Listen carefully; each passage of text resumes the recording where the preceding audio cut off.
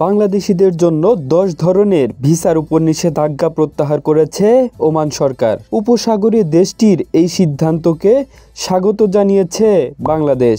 বাংলাদেশের পররাষ্ট্র মন্ত্রণালয়ের এক সংবাদ বিজ্ঞপ্তিতে বলা হয়, বাংলাদেশি নাগরিকদের উপর সাময়িকভাবে আরোপিত সব ধরনের অফিসিয়াল ভিসা, পারিবারিক ভিসা, প্রকৌশলী, চিকিৎসক, নার্স, শিক্ষক, হিসাবরক্ষক, বিনিয়োগকারী, পর্যটক ভিসা এবং উপসাগরীয় সহযোগিতা সংস্থার জিসিসির অন্তর্ভুক্ত দেশগুলোতে বসবাসকারী বাংলাদেশিদের জন্য ভ্রমণ ভিসার নিষেধাজ্ঞা প্রত্যাহার করেছে ওমান সরকার।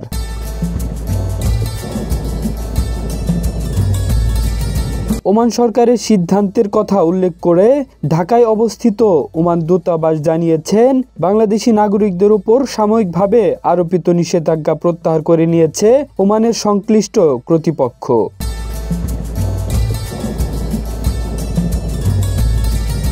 এখন থেকে স্থানীয় দূতাবাস, ঢাকার ওমান দূতাবাস, ওমান পুলিশের সঙ্গে সমন্বয় করে ওই ক্যাটাগরি ভিসার আবেদন ও সংশ্লিষ্ট নথিপত্র গ্রহণ করে বিধি অনুযায়ী ব্যবস্থা নেবে।